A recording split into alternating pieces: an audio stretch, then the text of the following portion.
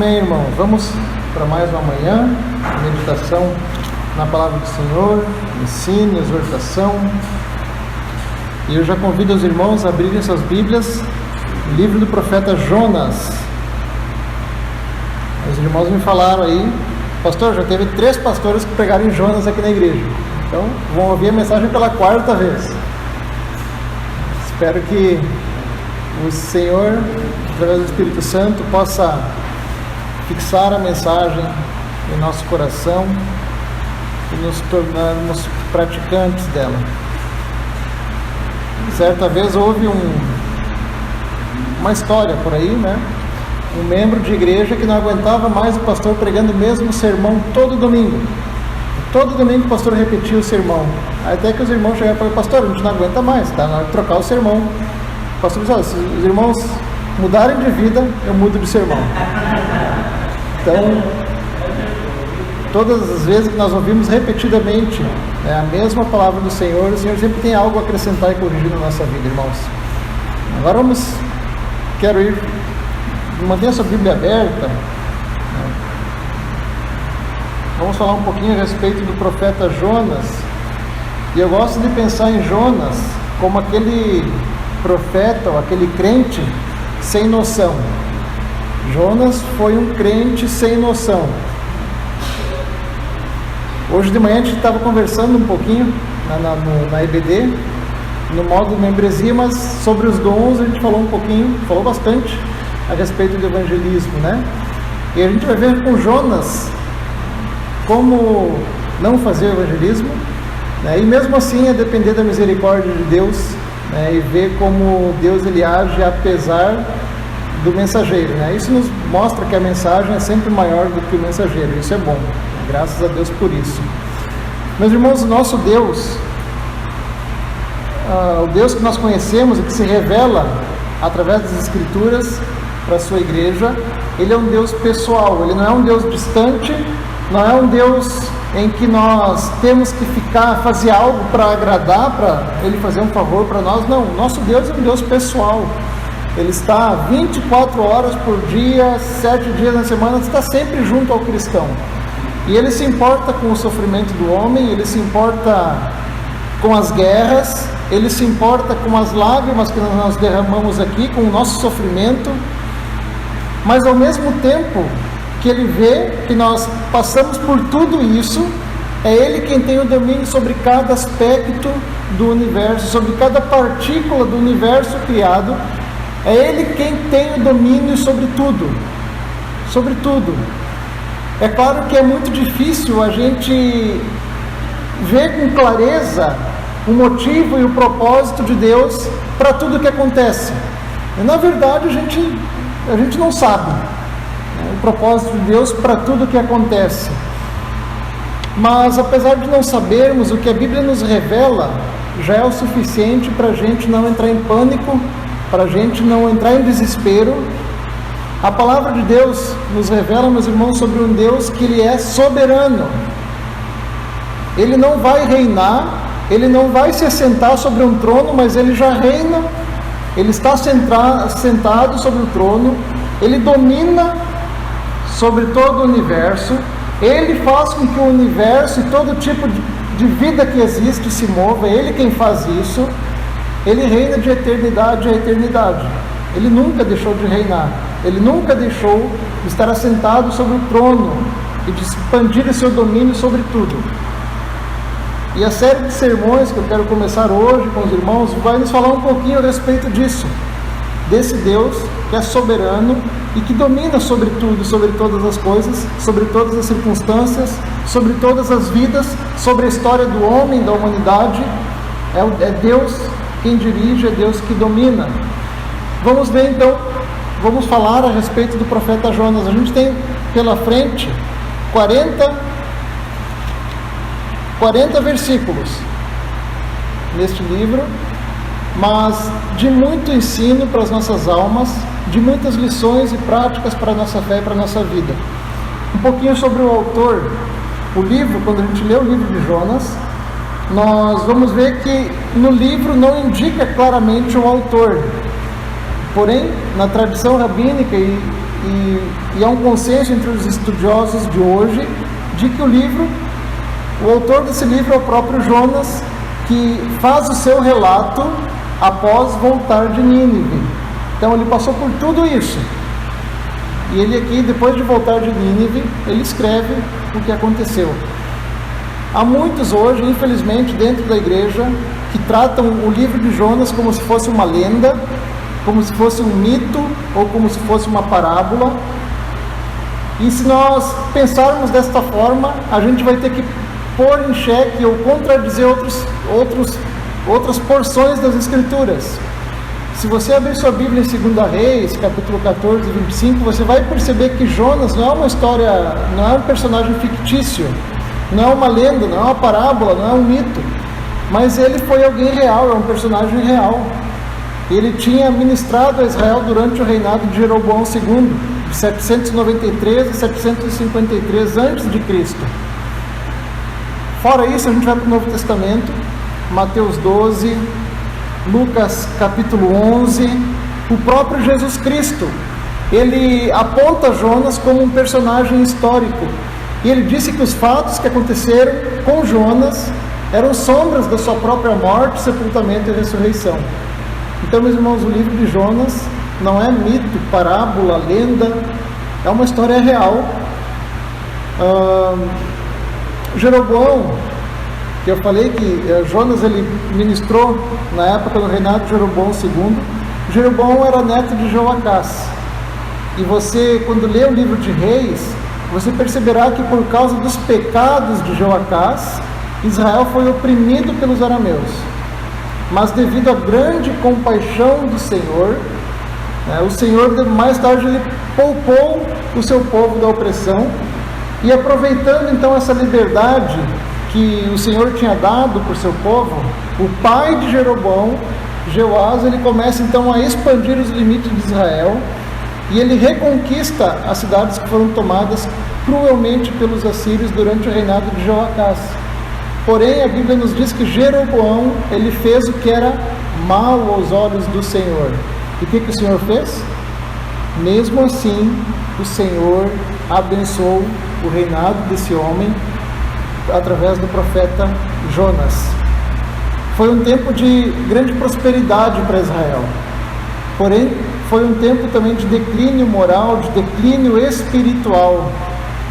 Desfrutando daquela posição privilegiada, o povo de Israel ele começa a relaxar, e rapidamente ele se afasta de Deus e começa a se entregar à idolatria. Aí vem Oséias e Amós, que viveram na mesma época de Jonas, e eles denunciam a perversidade dos governantes, dos sacerdotes do povo, e eles profetizam então para os israelitas. E Jonas, ele profetiza agora, não mais para os israelitas, ou melhor, não para os israelitas, mas ele foi o único profeta da nação de Israel que foi levantado para profetizar para os de fora. E ele vai profetizar para os assírios. Quem era a Síria na época, irmãos? A Síria era uma grande potência emergente, ela estava envolvida em diversos conflitos, e por estar envolvida em diversos conflitos, nesse período ela deixa Israel um pouco de lado. E quando Jonas profetizou, a Síria não era também uma ameaça iminente para Israel. E o povo de Deus estava desfrutando de paz e prosperidade aparente. Eu falei, era um declínio moral e espiritual do povo de Deus. Porém, os assírios eram um povo sanguinário, cruel, em todo o sentido da palavra, e um pouquinho além. Eles eram maus, e é para esse povo que Jonas é chamado agora para pregar. A mensagem do livro de Jonas, nós vamos ver que enquanto nós lemos esse livro, nós perceberemos que o personagem principal aqui não é o peixe. Tem muito crente que gosta de ler o livro e para falar no peixe. Irmãos, a mensagem do livro não é o peixe. O personagem do livro não é Jonas. O livro traz o seu nome, mas o personagem principal aqui do livro de Jonas é o próprio Deus. Ele é o personagem central do livro. E o propósito principal é levar o leitor a refletir sobre o caráter de Deus, que nós vamos encontrar aqui um caráter compassivo, um caráter amoroso, e compararmos isso com a nossa vida. Se estamos realmente refletindo esse caráter, essa compaixão em meio a esse mundo, que é um mundo mau, que é um mundo corrompido. Aqui também nós vamos perceber que o Senhor ele não queria alcançar somente Israel, não era somente Israel o seu povo, mas aqui nós vemos que o domínio do Senhor é estendido a todas as nações. E no Novo Testamento a gente pode ver então a revelação desse plano de Deus que estava oculto no Antigo Testamento, de Deus fazer de todos os povos unicamente um, apenas um povo, o seu povo. E nós veremos então nesse livro, meus irmãos, a sabedoria universal de Deus, o Criador do céu, do mar, da terra, o controle de Deus sobre a natureza, o controle de Deus sobre a história dos homens, o controle de Deus sobre a vida e sobre a morte. E Deus manda Jonas pregar a um povo mau uma mensagem que trazia em si uma possibilidade de arrependimento e perdão da parte do Senhor. Mas isso, é claro, não ia depender do profeta, não ia depender do Jonas, não ia depender da pregação dele, não ia depender da vontade de Jonas, porque Deus faria a sua vontade ser cumprida, querendo Jonas ou não. Então, o texto-chave, meus irmãos, para o livro de Jonas, está no capítulo 2, verso 9. Texto bem conhecido de todos nós. Ao Senhor pertence a salvação. Não pertence a Jonas, não pertence a mim, a você, a nossa vontade, ao Senhor. Meus irmãos, pode não parecer. A gente lê aqui a história de Jonas no início e a gente fica às vezes indignado com Jonas. Pode não parecer, mas Jonas era um homem temente a Deus. Jonas era um homem temente a Deus. Ele era crente no seu Deus. Porém, como eu falei, ele era um crente sem noção. Ao mesmo tempo que ele era temente a Deus, ele tinha dentro do seu coração uma batalha muito grande, uma batalha interna imensa. Deus tinha mandado ele pregar para os assírios, que eram conhecidos não por sua bondade, mas eram conhecidos por sua violência. Nas batalhas que eles faziam, eles não faziam reféns. E o reino do norte de Israel, onde Jonas nasceu, já havia sido atacado várias vezes pelos assírios. Então, com certeza, Jonas sabia quem era esse povo, sabia da maldade deles. E um detalhe, Jonas conhecia as profecias do Antigo Testamento também. Jonas sabia que a Síria era o chicote que o Senhor usava para disciplinar o seu povo. Então, aos olhos dos israelitas, Jonas, na rebeldia do seu coração, ele era um herói. Por isso que Jonas se rebela contra a ordem do Senhor. E o Senhor manda Jonas pregar em Nínive. Já imaginou, meus irmãos, o que se passou no coração desse homem?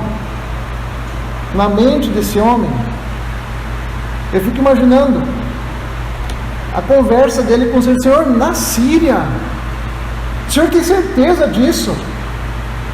E começa então, meus irmãos, depois desta ordem que o Senhor dá para ele, eu tenho certeza que começa no coração desse homem uma batalha, uma luta muito grande. Porque Jonas, ele temia a Deus, ele conhecia quem era Deus, ele sabia que Deus era real, mas ao mesmo tempo ele também odiava os inimigos do povo de Deus. E ele sabia que no futuro eles causariam dor a Israel. Imagina o coração desse homem. Pregar para ele, Senhor, olha quem eles são, olha como eles são maus, olha o que eles fizeram. Eu sei que o Senhor é bom, eu sei que o Senhor perdoa, mas eu não. Esse era o pensamento de Jonas. Eu sei, Senhor, que se eles ouvirem a minha pregação e se arrependerem, o Senhor vai perdoá-los. Mas eles são muito maus. Há um tempo atrás, em uma EBD, um dos irmãos que estavam ouvindo a gente falando sobre os propósitos de Deus de salvar o homem, Ele levantou a mão e perguntou: pastor, e aqueles políticos que fazem tão mal a nós e matam muitas pessoas por causa de suas canetadas, eles vão ser alcançados pelo Senhor? E se forem alcançados, eles podem ser salvos? Eu falei para ele: sim. E ele fechou a cara. Eu falei: viu, tá que nem Jonas. Irmãos, Jonas lutava contra o seu senso de justiça. Isso todos nós temos. Para ele, os assírios tinham que pagar por toda a maldade deles. E quantas vezes nós também pensamos assim? Quantas vezes a gente vê aquela pessoa assim: adulterou, olha aí, agora está na igreja. Olha só, estava bebendo, caindo nos cantos, está na igreja. Olha só, viveu roubando, é um ladrãozinho, agora está na igreja. Meus irmãos, e tem lugar melhor para essas pessoas estarem? É para isso que a igreja está aqui. É para eles que Jesus veio. Jesus não veio para os sãos, ele veio para os doentes. E Jonas lutava contra o seu desejo de vingança, contra o seu desejo de justiça. Ele queria ver aquela cidade literalmente pegar fogo. Era isso que Jonas queria. Foi por esse motivo que depois de pregar, a gente vê que Jonas sai da cidade, ele fica longe da cidade e fica sentado só olhando, esperando Deus derramar a ira, o fogo, a cidade queimar, e ele fica vendo tudo. Jonas lutava contra a falta de perdão. Ele sabia que Deus era um Deus que perdoava, mas ele não. Deus estava ensinando a Jonas quem na verdade era o Senhor. Nós veremos adiante, meus irmãos, que mesmo em rebeldia, Jonas ele foi salvo pelo Senhor de morrer afogado. Mas ainda assim ele não queria a salvação dos ninivitas. Então esse livro ele nos desafia a sermos compassivos, assim como o Senhor é conosco, a estender a mesma graça que foi estendida a nós, a mesma misericórdia que foi estendida a nós, a estender a outros. A necessidade de levarmos a mensagem do Evangelho a um mundo mau. Na verdade, mesmo sendo crentes, muitas vezes nós somos rancorosos. Mesmo sendo crentes, nós lutamos contra um falso senso de justiça em nosso coração, porque a gente acha que deve ser assim. Aquele senso de justiça cego. E isso, meus irmãos, no final de contas, só revela o nosso egoísmo, a nossa arrogância, e nós esquecemos da misericórdia que alcançou a nossa vida, da graça que alcançou a nossa vida, de Deus que nos alcançou. Que compaixão, meus irmãos, nós temos demonstrado às pessoas ao nosso redor. Que tipo de graça, de misericórdia. Que ao final deste sermão, ou melhor, dessa série de sermões, que a gente possa sair daqui maravilhado com a soberania do Senhor, com o seu amor sobre nós, e que a gente realmente possa orar da seguinte forma, pedindo: Senhor, eu não quero me voltar contra o Senhor como Jonas, mas eu quero te obedecer por amor, voluntariamente. Eu quero ser um instrumento da tua graça, da tua misericórdia. Ensina-me, Senhor, a amar e perdoar, que eu pregue o teu evangelho a todas as pessoas. Esse é um dos principais propósitos dessa série de sermões. Vamos ler hoje o capítulo 1, são 17 versículos. Vamos fazer a leitura do primeiro capítulo e veremos como Jonas é teimoso e na sua vontade, vamos usar uma palavra que é uma fantasia, mas que alguns acreditam, no seu livre-arbítrio. Jonas tenta fazer a sua própria vontade. Isso nos prova, que se o livre-arbítrio fosse real, a única coisa que ele consegue fazer é se voltar contra Deus. Até Adão, quando foi decidir de livre, espontânea, sem pressão do mal nem do bem, ele se volta contra Deus. Hoje muito mais. A gente vai ver que Jonas, quando ele decide contra a vontade do Senhor, ele quer fazer a sua própria vontade. Mas o Senhor vai atrás desse homem e o Senhor corrige e coloca ele numa rota novamente para um novo recomeço. esse capítulo vai nos mostrar a soberania de Deus operando na terra. Não importa o que eu quero, o que nós queremos, a vontade do Senhor é realizada. O Senhor não vai chegar e permitir para você: olha, você me permite fazer isso? O Senhor decretou e você vai fazer.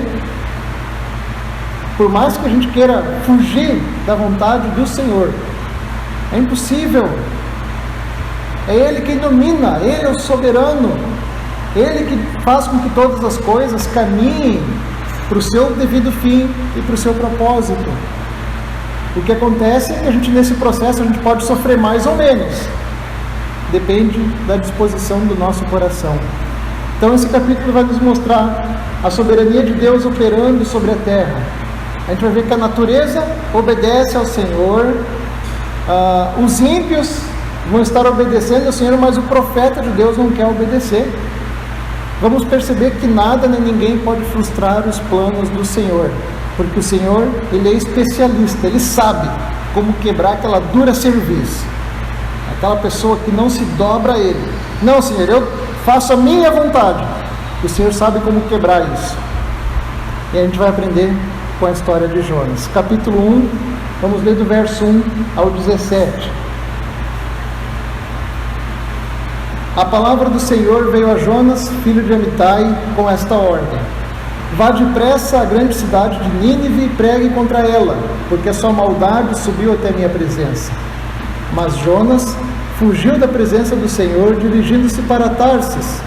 Desceu à cidade de Jope, onde encontrou um navio que se destinava àquele porto. Depois de pagar a passagem, embarcou para Tarsis para fugir do Senhor. O Senhor, porém, fez soprar um forte vento sobre o mar, e caiu uma tempestade tão violenta que o barco começava a arrebentar-se. Ameaçava a arrebentar-se. Todos os marinheiros ficaram com medo, e cada um clamava ao seu próprio Deus, e atiraram as cargas ao mar para tornar mais leve o navio. Enquanto isso, Jonas, que tinha descido para o porão e se deitado, dormia profundamente. O capitão dirigiu-se a ele e disse: como você pode ficar aí dormindo? Levante-se e clame ao seu Deus, talvez Ele tenha piedade de nós e não morramos. Verso 7. Então os marinheiros combinaram entre si: vamos tirar sortes para descobrir quem é o responsável por essa desgraça que se abateu sobre nós. Tiraram sortes e a sorte caiu sobre Jonas. Por isso lhe perguntaram: diga-nos quem é o responsável por essa calamidade. Qual é a sua profissão? De onde que você vem? Qual é a sua terra? A que povo você pertence? Ele respondeu: eu sou hebreu, adorador do Senhor, do Deus dos céus, que fez o mar e a terra. E com isso eles ficaram apavorados e perguntaram: o que foi que você fez? Pois sabiam que Jonas estava fugido do Senhor, porque ele já lhes havia dito. Visto que o mar estava cada vez mais agitado, eles lhe perguntaram: o que devemos fazer com você para que o mar se acalme? Respondeu ele: peguem-me e joguem-me ao mar, e ele se acalmará. Pois eu sei que é por minha causa que esta violenta tempestade caiu sobre vocês. Ao invés disso, os homens se esforçaram ao máximo para remar de volta à terra, mas não conseguiram, porque o mar tinha ficado ainda mais violento. Eles então clamaram ao Senhor: Senhor, nós suplicamos, não nos deixes morrer por tirarmos a vida deste homem. Não caia sobre nós a culpa de matar um inocente, porque tu, ó Senhor, fizeste o que desejavas. Então pegaram Jonas e o lançaram ao mar enfurecido, e este se aquietou. Ao verem isso, os homens adoraram o Senhor com temor, oferecendo-lhe sacrifícios e fazendo-lhe votos. Então o Senhor fez com que um grande peixe engolisse Jonas, e ele ficou dentro do peixe 3 dias e 3 noites. Senhor, peço a Ti, Pai, que mais uma vez a Tua palavra, Pai, possa vir ao encontro do nosso coração e de encontro a Ele também, ó Pai. Que possamos sair daqui esta manhã, ó Deus, edificados por Tua palavra, desafiados e também animados, ó Pai. Pois sabemos, ó Deus, que a Tua mão é que dirige todas as coisas. Assim oramos em nome de Jesus. Amém. Bom, como nós lemos muitas vezes esse livro, desatentos, eu já falei no início, a nossa tendência às vezes é chamar para o centro do palco o profeta Jonas, ou o grande peixe. Mas esse livro ele não trata do peixe, o peixe é o personagem menos importante.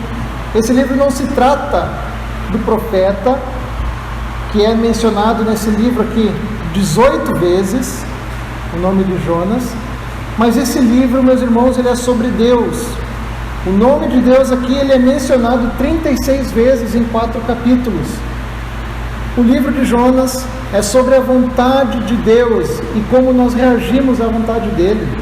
E também sobre o amor de Deus e sobre como nós compartilhamos esse amor com os outros. Nesse primeiro capítulo, nós vamos ver que Jonas ele vai passar por 3 experiências. Primeiro, Deus ordena, e Jonas faz o quê? Ele se rebela contra essa ordem. Jonas não dá ouvidos à ordem do Senhor. Em segundo lugar, Jonas, que é hebreu, descendente de Abraão, uma das promessas de Deus a Abraão é que a sua descendência seria uma bênção para todas as nações. E Jonas, se identificando como hebreu, ao invés de ser uma bênção, ele está sendo uma maldição. Em terceiro lugar, meus irmãos, a gente vai ver que, além de Jonas se tornar uma maldição, ao invés de bênção, por ser rebelde contra o Senhor, ele sofre as consequências dos seus pecados. Vamos ler novamente do verso 1 ao verso 3. Diz assim: Veio a palavra do Senhor a Jonas, filho de Amitai, dizendo: Dispõe-te e vai à grande cidade de Nínive e clama contra ela, porque sua malícia subiu até mim. Jonas se dispôs, mas para fugir da presença do Senhor para Tarsis, e tendo descido a Jope, achou um navio que ia para Tarsis. Pagou, pois, sua passagem e embarcou nele, para ir com aqueles para Tarsis, para longe da presença do Senhor. O texto começa dizendo: a palavra do Senhor veio a Jonas. Essa expressão ela é muito comum na Bíblia para fazer a assinatura de que a mensagem não era uma mensagem humana, mas era uma mensagem divina. Eu falei aqui na quarta-feira que a palavra de Jesus Cristo tem o mesmo poder e a mesma eficácia da sua presença. A palavra de Deus, meus irmãos, ela é como se fosse o próprio Senhor. Ela vem a Jonas, a palavra de Deus. O Senhor falou com Jonas de maneira clara. Não era para ter equívoco, foi simples. E como o Senhor falou com Jonas? Como essa palavra chegou a Jonas? Meus irmãos, isso não é importante. Por isso que o texto não nos descreve isso. O que importa para nós é que era a palavra de Deus e ela chegou a Jonas com uma ordem clara. Jonas recebeu a palavra do próprio Deus. E no verso 2, está ali: Dispõe-te, vai à grande cidade de Nínive e clama contra ela, porque a maldade dela subiu até mim. Quem eram os ninivitas? No livro de Jonas a gente não tem detalhes sobre isso, mas em Naum nós temos alguns exemplos dos pecados daquela cidade. Naum vai escrever: Ai de ti, cidade sanguinária. Ai de ti, cidade sanguinária, cheia de mentira, cheia de roubos, cheia de prostituição. Essa era Nínive. Nínive era a capital da Síria. Ela ficava um pouco mais de 800 quilômetros da cidade natal de Jonas. E o Senhor disse para Jonas: clama contra ela, proclame o julgamento iminente, diga que a maldade deles veio até mim. E eu creio, meus irmãos, que foi nesse momento que o Senhor dá essa ordem para Jonas, que começou uma batalha ferrenha no coração desse homem, uma luta muito grande no coração desse homem.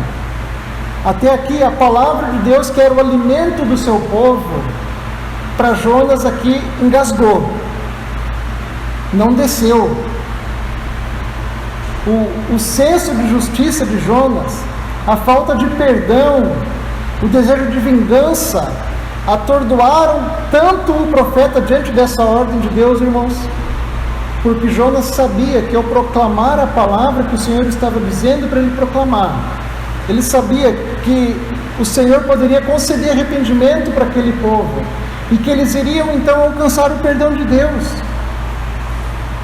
Jonas não queria isso, e eu tento imaginar, lógico, o texto não me fala isso, meus irmãos, mas Jonas era homem, como eu, como você. Imagina o conflito no coração desse homem, a batalha em seu coração.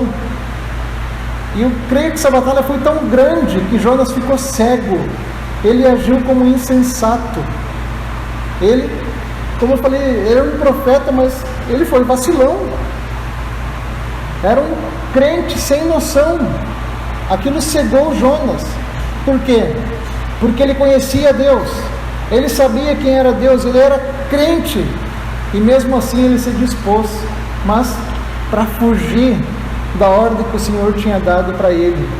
Isso é loucura. Isso é insensatez. Fazer o oposto daquilo que o Senhor lhe tinha ordenado. Meus irmãos, nós assim agimos assim às vezes.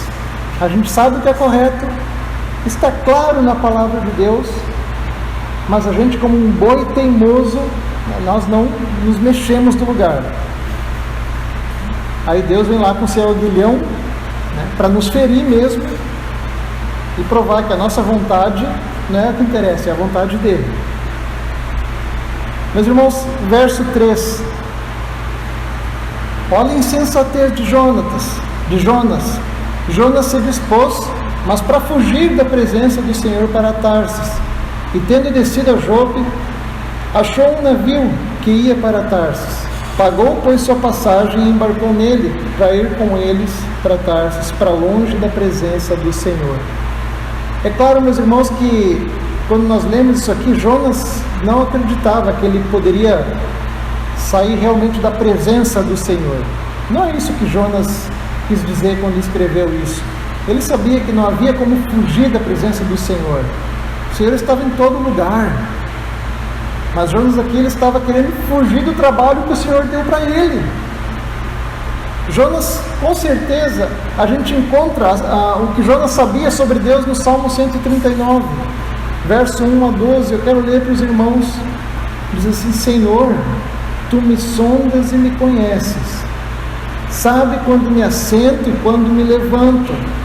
De longe percebes os meus pensamentos. Sabes muito bem quando trabalho e quando descanso. Todos os meus caminhos te são bem conhecidos. Antes mesmo que a palavra me chegue à língua, Tu já conheces inteiramente, Senhor. Tu me cercas por trás e pela frente e põe a Tua mão sobre mim. Tal conhecimento é maravilhoso demais e está além do meu alcance, e tão elevado que não posso atingir. Para onde poderia eu escapar do Teu Espírito? Para onde poderia fugir da Tua presença? Se eu subir aos céus, lá estás. Se eu fizer a minha cama na sepultura, também lá estás. Se eu subir com as asas da alvorada e morar na extremidade do mar, ali a Tua mão direita me guiará e me sustentará. E mesmo que eu dissesse que as trevas me encobrirão e que a luz se tornará noite ao meu redor, verei que nem as trevas são escuras para Ti, a noite brilhará como o dia, pois para Ti as trevas são luz. Meus irmãos, Jonas tinha esse conhecimento de Deus. Onde me esconderei de Deus? Mas a cegueira, meus irmãos, na cegueira e no calor da batalha rebelde em seu coração, Jonas parece que ele esquece de tudo isso por um momento, ele esquece de realmente quem era Deus, e ele desce a Jope, era o porto mais próximo de Israel, ele paga a sua passagem, ele embarca num navio que ia para o lugar mais longe de Nínive. Nínive era para a direita, se é para a direita eu vou para a esquerda, o mais longe que eu puder. Era isso que Jonas estava querendo fazer. Ele estava querendo ir para um porto de mineração chamado Tartesso, no sudeste da Espanha. Era o lugar mais distante daquele lugar que o Senhor havia mandado ele proclamar. E o motivo da fuga de Jonas está no capítulo 4. Pastor, por que Jonas fugiu? Capítulo 4, verso 2. Jonas, ao orar, ele disse: Senhor, não foi isso que eu disse quando ele estava em casa? Foi por isso que me apressei para fugir para Tarsis. Eu sabia que Tu és um Deus misericordioso e compassivo, muito paciente, cheio de amor. Olha só, meus irmãos, a misericórdia, o amor e a paciência do Senhor, que eram a alegria de Israel, agora estava incomodando o profeta vacilão, estava incomodando Jonas. E Jonas entra no barco, e ao se afastarem um pouco da costa, o Senhor manda uma tempestade para segurar aquele barco ali no lugar. Eles não iam sair dali. Verso 4 a 6. Mas o Senhor lançou sobre o mar um forte vento, e fez-se no mar uma grande tempestade, e o navio estava a ponto de se despedaçar. Então os marinheiros, cheios de medo, clamavam cada um ao seu Deus e lançavam ao mar a carga que estava no navio para aliviarem o peso dela. Jonas, porém, havia descido ao porão e se deitado e dormia profundamente. Chegou-se a ele o mestre do navio e lhe disse: que se passa contigo? Agarrado no sono? Levanta, invoca teu Deus, talvez assim esse Deus se lembre de nós, para que não pereçamos.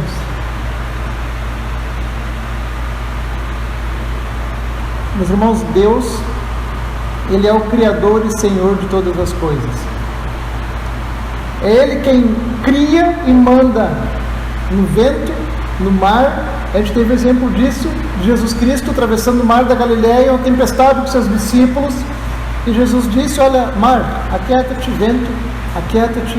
Houve uma paz, houve bonança, e os discípulos, estarrecidos, perguntavam: quem é esse que até o vento e o mar obedecem? Eles reconheceram que ali era o próprio Deus.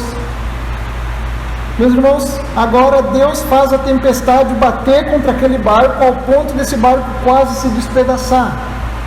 E os marinheiros daquele barco não eram qualquer marinheiro, não eram qualquer pescador da época. Provavelmente os marinheiros daquele barco, pela rota que ele faria, eram marinheiros fenícios, e na época eles eram conhecidos como os melhores do mundo. Eram os melhores marinheiros. E provavelmente eles já tinham passado por muitas tempestades. Mas eles perceberam que essa tempestade aqui era diferente de todas as outras. Não era igual às outras tempestades.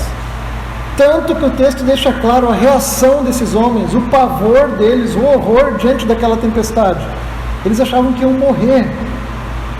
E como já sabemos, meus irmãos, na hora que o avião começa a cair, não tem ateu. Não tem ateu. Na hora que o avião começa a cair, o ateu começa a se agarrar naquilo que tiver na frente dele. E os marinheiros aqui, rapidinho, eles organizam ali no convés do navio uma reunião de oração. E o único crente da embarcação estava dormindo. Não estava ali. E eles começam então a lançar fora a carga. Eles estavam desesperados, meus irmãos. Até que aquele capitão vê que estava faltando alguém ali naquela reunião de oração. E ele desce e ele encontra Jonas dormindo, roncando lá no porão do navio. E a lógica do capitão e dos marinheiros, meus irmãos, é a seguinte: olha, vamos nos agarrar em tudo que for. Vamos acender uma vela para cada santo, vamos nos agarrar em tudo que é Deus, em tudo que é religião. Pode ser que algum desses deuses nos socorra. Eles estavam assim, eles estavam desesperados. E provavelmente, meus irmãos, enquanto todos clamavam aos seus deuses, às suas religiões, eu fico imaginando Jonas ali calado. Ele estava calado, porque ele sabia que ele estava devendo no cartório. Ele sabia que estava em desobediência. Muitas vezes é assim com a gente, meus irmãos. Muitas vezes a gente vai orar e muda de ideia, não ora, porque a gente está devendo no cartório. Muitas vezes a gente, ao invés de orar, a gente ignora o momento da oração, porque a gente sabe o que Deus quer e sabe que a gente está em desobediência. E o que a gente vai falar? Jonas permaneceu calado. E como as coisas não melhoravam, eles decidem então lançar a sorte. No Antigo Oriente Médio era muito comum. Os hebreus acreditavam também que Eles lançavam a sorte, mas eles sempre acreditavam que, na verdade, quem dava a decisão final ali jogando a sorte era Deus quem conduzia todas as coisas. Só uma observação, meus irmãos: hoje em dia nós não precisamos lançar sorte. Você não precisa pegar a sua Bíblia e brincar, né, de roleta crente. Vocês conhecem isso? Senhor, vamos ver o que o Senhor quer falar comigo. Daí você fecha o olho, abre a sua Bíblia, bota o dedo e vai ali: não, Deus falou isso. Meus irmãos, eu já vi muito crente brincando disso. Brincando não, acreditando que isso era verdade. Hoje nós temos, meus irmãos, a palavra de Deus, o Espírito Santo de Deus, para nos revelar a vontade eterna e perfeita e agradável do Senhor. A gente tem que ler a nossa Bíblia. A gente tem que orar. A gente tem que compreender o que lê. E aqui o Senhor nos revela a sua vontade. Não precisamos lançar sorte como eles. Mas enfim, eles lançaram sortes. E olha o que acontece, versos 7 a 9. Diziam uns aos outros: vinde e lancemos sortes, para que saibamos por causa de quem nos sobreveio este mal. E lançaram sortes, e a sorte caiu sobre Jonas. E então disseram: declara-nos agora por causa de quem nos sobreveio este mal. Que ocupação é a tua? De onde vens? Qual é a tua terra? De que povo és tu? Ele lhes respondeu: eu sou hebreu e temo ao Senhor, o Deus do céu, que fez o mar e a terra. Meus irmãos, aqui Jonas ele foi desmascarado. Ele não tinha mais como ficar calado. E eles começaram a encher Jonas de perguntas.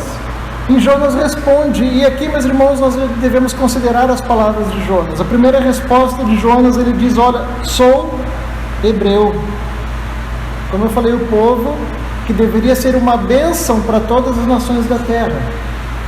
E aqui Jonas reconhece que ele não estava andando conforme o seu chamado, que era de ser uma bênção. Pastor, isso era para Israel, descendentes de Abraão. Beleza, mas o que o Novo Testamento nos fala a respeito do nosso caminhar e do nosso chamado? Efésios 4:1. Portanto, eu, prisioneiro do Senhor, suplico-vos que andeis de modo digno para com o chamado que recebestes. É um só povo, irmãos. O mesmo chamado e o mesmo andar que Jonas deveria estar andando, que era de ser uma bênção a todas as nações, é a mesma ordem para nós hoje. E Jonas, ele reconhece: olha, eu sou hebreu. E ali, só por ele declarar que era hebreu, ele já vai ver que, olha, eu estou sendo vacilão. Eu não estou conforme o chamado do Senhor para o meu povo. Não estou sendo uma bênção. E a resposta dele diz assim ainda: temo ao Senhor, o Deus do céu, que fez o mar e a terra. E, meus irmãos, aqui está uma das primeiras versões do credo apostólico. O credo apostólico começa: creio em Deus, o Pai Todo-Poderoso, Criador do céu e da terra. Não veio de católicos. Está aqui, a primeira versão, feita por Jonas. Meus irmãos, essa confissão ela pertence à igreja do Senhor. Essa declaração fez os marinheiros ficarem ainda mais aterrorizados, porque não era qualquer religião, não era qualquer deusinho, não era qualquer entidadezinha, qualquer religiãozinha, mas era o Deus Todo-Poderoso, era o Deus Pai, Criador de tudo isso. Verso 10. Então os homens ficaram possuídos de grande temor e lhe disseram: que é isto que fizeste? Pois sabiam os homens que ele fugia da presença do Senhor, porque lhe havia declarado. Verso 11. Disseram-lhe: que faremos para que o mar se nos acalme? Porque o mar se ia tornando cada vez mais tempestuoso. E respondeu-lhes: tomai-me e lançai-me ao mar, e o mar se aquietará, porque eu sei que por minha causa vos sobreveio esta grande tempestade. Em outras palavras, Jonas diz a eles: olha, eu estou fugindo desse Deus. Sou hebreu, estou fugindo desse Deus. E é por minha culpa, é por minha desobediência que tudo isso está acontecendo. E diante da confissão de fé de Jonas, eles ficam tão impressionados que eles perguntam a Jonas: olha, Tá, e como a gente faz para acalmar essa tempestade? E Jonas diz: olha, se vocês me jogarem ao mar, isso vai passar. E a essa altura, meus irmãos, eu creio que Jonas ele começa a se dar conta do que tinha feito. E por certo, ele deveria estar pensando que Deus naquele momento queria matá-lo por causa da sua desobediência. Provavelmente esse era o pensamento de Jonas. Ele estava pensando: olha, eles vão me jogar no mar, eu vou morrer por questão de desobediência, mas eles vão ser salvos. Mas olha só o que acontece, meus irmãos, tem algo incrível acontecendo nos próximos versículos, verso 13 ao verso 15. Depois da confissão de Jonas, declaração de fé de Jonas, acontece isso, verso 13 a 15. Entretanto, os homens remavam, esforçando-se por alcançar a terra, mas não podiam, porquanto o mar se ia tornando cada vez mais tempestuoso contra eles. Então clamaram ao Senhor e disseram: ah, Senhor, rogamos-te que não pereçamos por causa da vida deste homem, e não faças cair sobre nós este sangue quanto a nós, inocente, porque tu, Senhor, fizeste como te aprouve. E levantaram a Jonas e o lançaram ao mar, e cessou o mar da sua fúria. Os marinheiros, eles não quiseram fazer o que Jonas tinha dito primeiramente. Sem querer sacrificar a vida de Jonas, de tratar a vida humana como se fosse algo tão banal, esses marinheiros, eles começam a remar com mais força, com mais esforço, para retornar à margem. E pelo que lemos, irmãos, eles não estavam muito longe da margem não, mas eles não saíram do lugar. A tempestade prendia o barco, ao ponto que o barco estava quase despedaçando. E aqui eu vejo mais uma vez, meus irmãos, como Deus, Ele está pouco se lixando para a nossa vontade. Os marinheiros queriam voltar, não voltaram, sabendo que que a causa do problema era Jonas. Os marinheiros usam toda a sua força para voltar, mas Deus não permite. Naquele momento era Deus gritando a todos eles: olha, eu faço as coisas conforme a minha vontade. Quem são vocês para afrontar os meus planos? E eu imagino, meus irmãos, que aqui Jonas, ele se vê humilhado. Um homem humilhado, porque enquanto ele queria fazer o mal, queria que todo o povo de uma cidade morressem, agora homens ímpios estavam lutando por ele, para não sacrificar a vida desse homem. Os marinheiros exaustos, vendo que não podiam mais fazer nada, então eles dão um braço a torcer, e eles reconhecem que Deus faz as coisas como Ele quer. Meus irmãos, eles clamam ao Senhor, pedindo que o Senhor não culpe eles pelo sangue de Jonas, porque era o próprio Senhor que estava levando eles a jogarem Jonas para fora, para jogarem Jonas ao mar. Entenderam o que está acontecendo aqui? É o próprio Senhor interferindo na atitude, na vida, na história de homens. E eles compreenderam, meus irmãos, que era a vontade de Deus. Mas mesmo assim, eles compreenderam que, mesmo obedecendo a vontade de Deus, eles compreenderam que ainda assim Deus poderia puni-los. Então eles pedem por misericórdia, verso 14 e 15. Eles compreenderam: não, é vontade de Deus que a gente jogue ele no mar, mas Deus pode nos punir por a gente jogar ele no mar. Então eles clamam ao Senhor por misericórdia, para que o Senhor não punissem eles. Verso 16 e 17. Temeram, pois, esses homens em extremo ao Senhor, e ofereceram sacrifícios ao Senhor, e fizeram votos. Deparou o Senhor um grande peixe, para que tragasse a Jonas, e esteve Jonas 3 dias e 3 noites no ventre do peixe.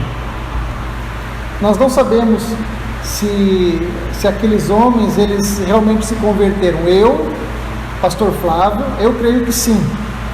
Eu creio no meu coração que sim, porque eles fizeram votos, fizeram sacrifícios ao Senhor e votos ao Senhor. Lembra que Naamã fez a mesma coisa. Ele fez votos ao Senhor. E aqui nós também vemos uma antecipação da graça do Senhor, que alcançaria também os povos além de Israel. A fronteira do povo de Deus não ia ser Israel, mas ia se estender por todas as nações. E Jonas é lançado na água. Alguns interpretam isso, meus irmãos, como castigo de Deus. Olha só, castigo de Deus foi que Jonas foi lançado na água.